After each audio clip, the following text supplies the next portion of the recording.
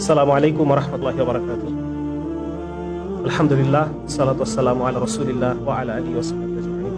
আসলে আমি বয়সে খুবই ছোট, আসলে এত বড় একটা ষড়যন্ত্র এবং এই ষড়যন্ত্রের জন্য যে সুবিশাল কর্মযজ্ঞ প্রয়োজন, এটার দিক নির্দেশনা বা এটার করণীয় কি, এটা বলার মতো যথেষ্ট বয়স এবং ম্যাচুরিটি আমার হয় নাই বলে আমি মনে করি। তারপরও আমি উপস্থিত সকলের খেদমতে যারা এগুলো নিয়ে নিজ নিজ এলাকায় ফেরত যাবেন এবং এগুলো নিয়ে কিছু না কিছু করার মতো তামান্না অন্তরের মধ্যে রাখেন, তারা যেন একটা গাইডলাইন যেন তাদের সামনে থাকে, এই বিষয়ে হয়তো আমি কিছু প্রস্তাবনা কিছু পেশ করার জন্য আমি চেষ্টা করব। এছাড়াও আমাদের সম্মানিত মুরব্বী ওলামায়ে কেরাম আমার সামনে উপবিষ্ট রয়েছেন, তারা আরো অধিকতর সুচিন্তিত মতামত এটার সাথে যোগ করে আমাদের জন্য একটা বিস্তারিত গাইডলাইন প্রদান করবেন, এই অনুরোধ আমি তাদের কাছে রাখছি।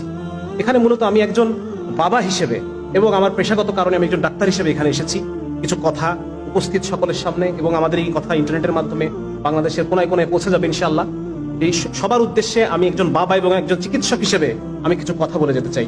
আপনারা ইতিমধ্যে জেনেছেন যে ব্র্যাক, বন্ধু সোশ্যাল ওয়েলফেয়ারের মতো এনজিও গুলো তারা দেশ বিরোধী, সমাজ বিরোধী, পরিবার বিধ্বংসী এবং ধর্মবিরোধী ভূমিকা এই বাংলার জমিনে তারা রেখে যাচ্ছে, এবং পশ্চিমা নষ্ট সভ্যতার যে নষ্ট চিন্তাগুলো তারা আমাদের মধ্যে ছড়িয়ে দিচ্ছে, এবং তারা বিভিন্নভাবে এই কাজগুলো করছে। তারা আন্তর্জাতিকভাবে সরকারকে চাপে ফেলছে, তারা বিভিন্ন সরকারি কর্তা ব্যক্তিদেরকে বিভিন্ন প্রলোভন দেখিয়ে বিভিন্নভাবে তারা তাদের এই উদ্দেশ্যগুলো আদায় করে নিচ্ছে।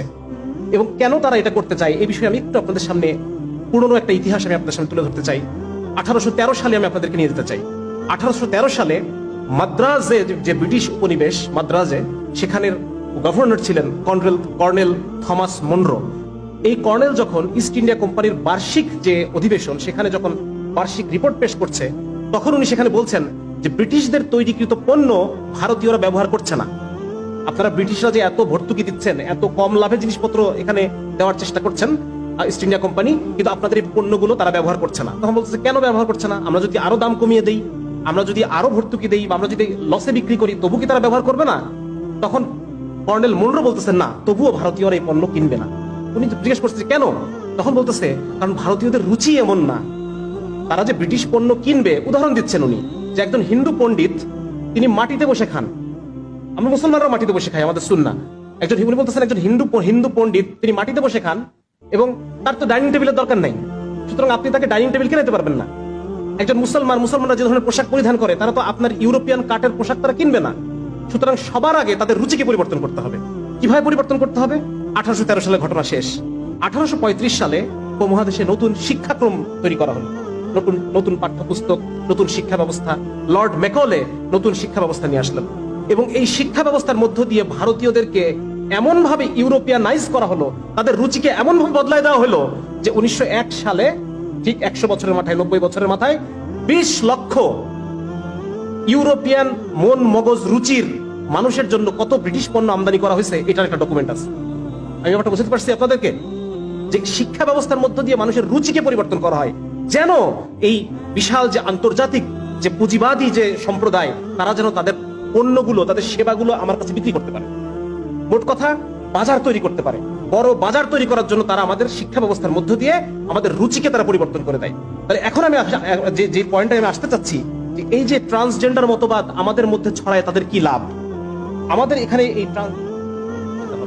এরকম কঠিন এক পরিস্থিতি আজকে ঘরে ঘরে তৈরি হবে যদি এই কারিকুলাম আমাদের বাচ্চারা পড়ে। তারপর দেখেন যে পুরুষ থেকে নারী হতে লাগে $1,40,000, নারী থেকে পুরুষ হতে লাগে $1,25,000, লিঙ্গ সার্জারিতে লাগে $30,000, চেহারা সার্জারি করে মেয়ে পুরুষ করে ফেলতে লাগে $25,000 থেকে $60,000, ব্রেস্ট সার্জারির জন্য লাগে $5,000 থেকে $10,000। শুধু তাই না, প্রতি বছর তাকে হরমোন নিয়ে মেয়ে হয়ে থাকতে হবে, প্রতি বছর তাকে হরমোন নিয়ে ছেলে হয়ে থাকতে হবে। এটা একটা খরচ আছে, প্রতি বছর $1,000 উপরে তাকে খরচ করতে হবে। 2017 সালে শুধু পুরুষ থেকে নারী হওয়ার যে মার্কেট, এই মার্কেটটা ছিল $11.5 কোটি, এবং 2024 সালে এই মার্কেটটা গিয়ে দাঁড়াবে $97 কোটি। তার মানে দেখেন, এই যে একটা জিনিস আপনাদেরকে আমি বলি, একটু গ্যাপ নেই, যে আজকে যে বাংলাদেশে একটা আছে, যে আমেরিকাতে, আমি একটু সময় নিচ্ছি, আমি একটু আপনার কাছে সময় নিচ্ছি। আমেরিকাতে প্রতি বছর $223 বিলিয়ন লাগে শুধুমাত্র মদ খাওয়ার কারণে যে ক্ষতিগুলো হয়, ভাঙচুর হচ্ছে, কেউ শারীরিকভাবে অসুস্থ হচ্ছে, পরের দিন অফিসে আসতে পারতেছে না, এই যে মদ খাওয়ার কারণে $223 বিলিয়ন ক্ষতি হয় আমেরিকার প্রতি বছর। আমাদের বাংলাদেশ এই ক্ষতিটা থেকে বেঁচে আছে না বেঁচে নাই? এই খরচটা কি আমাদের করা লাগতেছে? এই টাকাটা কি আমাদের নষ্ট হচ্ছে? এটা আমাদের উলামায়ে কেরামের অবদান। আমাদের উলামায়ে কেরাম মদের ব্যাপারে, জুয়ার ব্যাপারে, জিনার ব্যাপারে মানুষের মধ্যে এমন একটা অবস্থা, এমন একটা মনোভাব তৈরি করে রাখছেন, যার কারণে এই বাংলাদেশের বিলিয়ন বিলিয়ন বিলিয়ন ডলার বেঁচে যাচ্ছে। তাহলে আজকে এই যে নতুন করে আমাদেরকে এত বিলিয়ন ডলার এই দেশকে খরচ করতে হবে, তো এটা আমাদের কিছুই করণীয় নাই? আমাদের ডাক্তার সমাজের কিছুই করণীয় নাই? আজকে কেন একজন ডাক্তারের বিরুদ্ধে কথা বলবে না যদি সে আসলে দেশপ্রেমিক হয়ে থাকে? আজকে আমরা উলামায়ে কেরাম দেশপ্রেমিক, তারা এই বিষয়ে কথা বলতেছেন। এটা কি শুধু উলামায়ে কেরামের জিনিস? আমরা যারা সাধারণ মানুষ, আমরা যারা সাধারণ বাবা, আমাদের কোনো এখানে বলার কিচ্ছু নাই? আমার আপনার ছেলে তো, আমাদের উলামায়ে কেরামের সন্তান তো এখানে পড়ে না, তবু তারা কথা বলতেছে। তাহলে আজকে আমি আপনি যাদের সন্তান এই পাঠ্যপুস্তক পড়বে, যাদের সন্তান এই কনফিউশনের মধ্যে ভুগবে, এই মানসিক অসুখে তারা আক্রান্ত হবে, তারা কোনো কথাই বলতেছেন না। কেন এরকম হচ্ছে? তাহলে ভুক্তভোগী তো আমরাই হব। সেদিন একটা ভিডিও খুব ভাইরাল হয়েছে, সেই ভিডিওতে দেখা যাচ্ছে যে আমেরিকার একজন বাবাকে এনে একটা লাইভ শোতে বসানো হয়েছে, আর তার ছেলে যে সব পুরো সার্জারি করে মেয়ে হয়ে গেছে, সেই ছেলেটা মানে এমন যে লম্বায় 6 ফিট, এরকম কাঁধ প্রশস্ত, মাসল, মানে পুরো একটা শক্ত সমর্থ পুরুষ। সে মেয়েদের পোশাক পরে, সে মেয়েদের মতো বড় চুল নিয়ে এসে বাবার সামনে চেয়ারে বসলো। সেই ছেলেটাকে দেখে বাবা হু হু করে কান্না করতেছে যে আমার সন্তান এরকম হয়ে গেল, আমি বাবা হিসেবে ব্যর্থ যে আমি আমার সন্তানের কাছে আইডল হতে পারলাম না। আজকে এইভাবে কান্না করার জন্য আপনারা প্রত্যেকে প্রস্তুত হন। আজকে এই ভিডিও যে যেখান থেকে দেখতেছেন, যার বাসায় সন্তান আছে, আমার একটা ছোট্ট বাচ্চা আছে, 7 বছর 4 বছর, আমি জানি না আমি তাদেরকে কোন দুনিয়ায় রেখে যাচ্ছি। আমি জানি না আমার মৃত্যুর পরে আমার সন্তান সে কি হয়ে যাবে, আমি জানি না। সে কি আসলে মুসলমান থাকবে, সে কি আসলে নারী থাকবে, আমার মেয়ে শিশুটা কি নারী থাকবে কিনা, আমার ছেলে শিশুটা পুরুষ থাকবে কিনা, আমি বলতে পারতেছি না। আজকে এক অসহায় বাবা হিসেবে আপনাদের সামনে আমি আসছি, এবং আপনারা প্রত্যেকে যার যার জায়গা থেকে আওয়াজ তুলেন, যার যার জায়গা থেকে এটা নিয়ে আপনারা আলোচনা করেন, যাতে করে এই জিনিসটা এখানেই যেন এই জিনিসটা থেমে যায়। এই সমস্ত যারা এনজিও, যারা অপকর্ম করতেছে, যারা আমাদের সন্তানদেরকে আমাদের কাছ থেকে ছিনিয়ে নেওয়ার চেষ্টা করতেছে, আমাদের পরিবারগুলোকে ভেঙে ফেলার জন্য তারা যত ধরনের প্রচেষ্টা সবকিছু তারা করতেছে, তারা যেন নিবৃত্ত হয়, তারা যেন নিরস্ত হয়। এই জন্য আমাদের সবাইকে ঐক্যবদ্ধভাবে কাজ করতে হবে। এখন আমি খুব সংক্ষেপে 2-1টা পরিকল্পনা আমি উপস্থাপন করার চেষ্টা করছি। 1 নম্বর হচ্ছে, এখনো পর্যন্ত আমাদের দেশে মানুষ, আমরা ধর্মপ্রাণ, ধর্মভীরু, উলামায়ে কেরামের অবস্থান আমাদের সামনে অনেক উঁচু। সেজন্য আমাদের উলামায়ে কেরামের কেন্দ্রীয় দিক নির্দেশনা আসতে হবে। কেন্দ্রীয় দিক নির্দেশনা, কেন্দ্রীয় ফতোয়া। এখন এই দেশের মানুষ ধর্মভীরু, তারা হালালকে হালাল মনে করে মানতে চায়, হারামকে হারাম মানতে চায়। হয়তো সবসময় পারে না, কিন্তু তবু তার অন্তর থেকে চেষ্টা করে, তওবা করে। তো যার কারণে আমাদের অন্তরে ধর্মের এখন একটা জায়গা আছে। সুতরাং আমাদের একটা কেন্দ্রীয় ফতোয়া এই বিষয়ে আমাদের আসতে হবে। 2 নম্বর হচ্ছে, এই ফতোয়ার জন্য শুধুমাত্র উলামায়ে কেরামই না, বরং যারা জেনারেল শিক্ষিত, যারা এক্সপার্ট আছেন এই সমস্ত বিষয়ে, যারা এই অতীত ইতিহাস, বিভিন্ন ইংরেজি টার্ম, যে বিষয়গুলো নিয়ে মানে শক্ত দালাইল সমৃদ্ধ একটা জিনিস তৈরি করার জন্য আমরা সবাই এক হয়ে আমরা কাজ করব। এই জন্য উলামায়ে কেরাম এবং জেনারেল শিক্ষিত এক্সপার্টদের সমন্বয়ে একটা গবেষণা সেল আমাদের প্রয়োজন। 3 নম্বর হচ্ছে, আজকে আমি খুব লক্ষ্য করেছি একটা জিনিস, যখন আমরা এনজিওদের বিরুদ্ধে কথা বলতে এসেছি, আমি একটু তাড়াতাড়ি কথা বলছি, আপনারা কি আমার কথা বুঝতে পারছেন? জি, যখন এনজিওর বিরুদ্ধে কথা বলতে এসেছি, আমরা একের পর এক বলে যাচ্ছি যে টিনের চাল খুলে নিয়ে গেছে, গরু নিয়ে গেছে, কিন্তু আমাদের কাছে কোনো ডকুমেন্ট নাই, আমাদের কাছে কোনো ডেটা নাই যেটা নিয়ে আমরা কথা বলবো। অথচ ওরা কিভাবে কাজ করে জানেন? ওরা যখন এই কথা যদি ব্র্যাকের কথা বলি, তারা একটা ভার্সিটি তৈরি করছে। এই ভার্সিটির আন্ডারে তাদের বিভিন্ন রিসার্চ সেন্টার আছে। একটা সেন্টার শুধু এই জন্য ডেডিকেটেড সেন্টার শুধুমাত্র এই জন্যই যেটা ট্রান্সজেন্ডার এবং সমকামিতা নিয়ে রিসার্চ করবে। এবং এই রিসার্চের যে ফলগুলা, এগুলো তারা নিয়ে এসে দেখায় যে এই দেশের ট্রান্সজেন্ডার অনেক কষ্টে আছে। এই রিসার্চটা তারা বিদেশে পাঠায়। বিদেশে পাঠালে বিদেশিরা কি দেবে? এই রিসার্চটা দেখে তারা টাকা দেয়। এই রিসার্চটা তারা সরকারের বিভিন্ন যখন মিটিং হয় সেখানে তারা ঢোকে, এই রিসার্চগুলো তারা দেখায় এবং সরকারি পলিসিকে নিজের পক্ষে আনার চেষ্টা করে। আজকে যে আমরা গভর্নমেন্টের সামনে কিছু একটা উপস্থাপন করব, কোন একটা পলিসিকে আমরা আমাদের পক্ষে, ইসলামের পক্ষে আনার জন্য চেষ্টা করব, আমাদের হাতে ডেটা কোথায়, আমাদের রিসার্চ কোথায়, আমাদের ডকুমেন্টেশন কোথায়? এজন্য খুব জরুরি হচ্ছে যে আমরা উলামায়ে কেরাম এবং জেনারেল শিক্ষিত দায়ীদের সমন্বয়ে আমাদের একটা রিসার্চ উইং আমাদের হতে হবে। এরপর আরেকটা এটা যে ইসলামের উপর যে কোনো সামগ্রিক যে হামলাগুলো হচ্ছে, আজকের মতো আমরা সবাই মিলে একসাথে কাজ করব। বিভিন্ন ঘরানার উলামায়ে কেরাম, বিভিন্ন চিন্তার যারা জেনারেল শিক্ষিত, আমরা দাওয়াতের কাজ করছি, আমরা সবাই একসাথে কাজ করবো ইনশাআল্লাহ। এখনো আরেকটা জিনিস হচ্ছে, আমাদের মিডিয়া এগুলোকে আমাদের পক্ষে না। আমি লাস্টে আরেকটা কথা বলবো হয়তো মিডিয়ার উদ্দেশ্যে। মিডিয়া এগুলো কেউ আমাদের পক্ষে নেই, সবাই তাদের পক্ষে, কারণ এদের উপর আছে প্রচুর টাকা।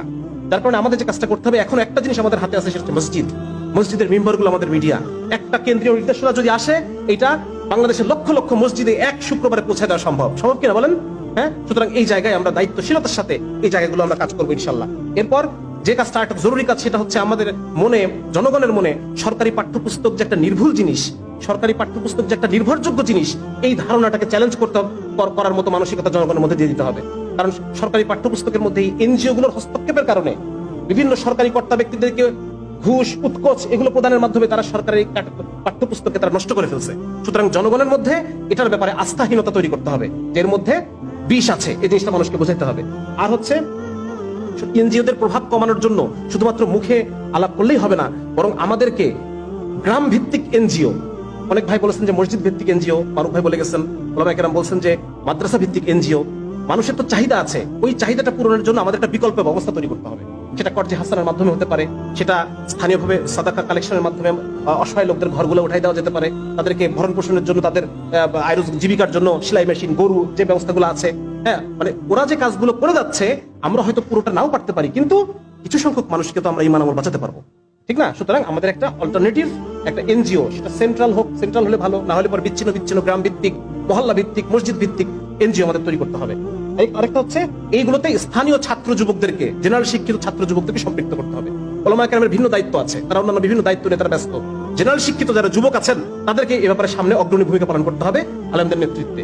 এই সাথে এরা যে কাজটা করে, আমি একটা জিনিস বলছি, মানে তাড়াতাড়ি বলার কারণে জিনিস ছুটে যাচ্ছে, সেটা হচ্ছে তারা আমাদের রুচিকে নষ্ট করে। আমি শুরুতে বলছি যে রুচি নষ্ট করা, ঠিক বে ঠিক, হালাল হারাম, জায়েজ না জায়েজ, এটার যে রুচি, এটাকে তারা নষ্ট করে দেয়। সমাজের মধ্যে জেন্ডার রূপান্তরমুখী শিক্ষা, মানে যে একজন পুরুষ একজন নারী নিজেকে নারী ভাববে, এটাই স্বাভাবিক, রুচি নষ্ট করে দিচ্ছে, ঠিক না? এইভাবে তারা রুচিকে নষ্ট করে, রুচি নষ্ট করে তারা শিক্ষা ব্যবস্থার মধ্য দিয়ে।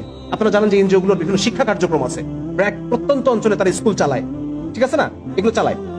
তো এভাবে তারা রুচিকে নষ্ট করে, এবং যাদের রুচি নষ্ট তাদেরকে তারা আশ্রয় দেয় কিসে? স্বাস্থ্য খাতের মাধ্যমে। স্বাস্থ্য খাতের মাধ্যমে তারা বিভিন্ন বলে যে আমরা এইডসদেরকে সেবা দিই, আমরা সমকামীদেরকে সেবা দিতে যাচ্ছি, আমরা ট্রান্সজেন্ডারদেরকে সেবা দিচ্ছি, এইগুলো বলে তারা তাদেরকে শেল্টার দেয়, তাদেরকে কর্মসংস্থান করে, পুনর্বাসন করে। এই জায়গাগুলোতে আমাদের স্বাস্থ্য এবং শিক্ষা সেক্টরে আমাদের কাজ করতে হবে। এবং নুরানি শিক্ষাকে, মানুষ আগে বলছে মানুষের মধ্যে এখনো ধর্মভীরতা আছে, সুতরাং নুরানি শিক্ষাটাকে যদি আমরা জাগতিক শিক্ষার সমন্বয়ে একটু কি বলা যায়, সাধারণ মানুষের কাছে আরো বেশি সম্মানজনক করে তুলতে পারি, তাহলে পরে আমার মনে হয় বিপুল সংখ্যক মানুষ এই জেনারেল শিক্ষার এই কারিকুলাম বাদ দিয়ে আমাদের এখানে দিবে। অলরেডি হচ্ছে, বিভিন্ন জায়গায় জায়গায় নুরানির মাদ্রাসাগুলোতে ছাত্রদের সংখ্যা বেড়ে গেছে, স্কুলের ছাত্র সংখ্যা কমে গেছে। এটাকে আরো বেগবান করার জন্য আমাদের একটা সমন্বয়ের মাধ্যমে একটা যুগোপযোগী একটা কারিকুলাম আমাদেরকে গার্জিয়ানদেরকে দেখাতে হবে। আর শেষ আমি যেটা বলতে চাই সেটা হলো আলহামদুলিল্লাহ বর্তমানে বাংলাদেশে এই পরিমাণে মাদ্রাসা আছে, এই জমিন থেকে সহসা দিন উঠে যাওয়া ইনশাআল্লাহ তাআলা সম্ভব না। সুতরাং এখন আলহামদুলিল্লাহ ওলামায়ে কেরাম তৈরির ফ্যাক্টরি যেমন আমাদের আছে, দিনদার আওয়াম তৈরির ফ্যাক্টরি আমাদের তৈরি করতে হবে।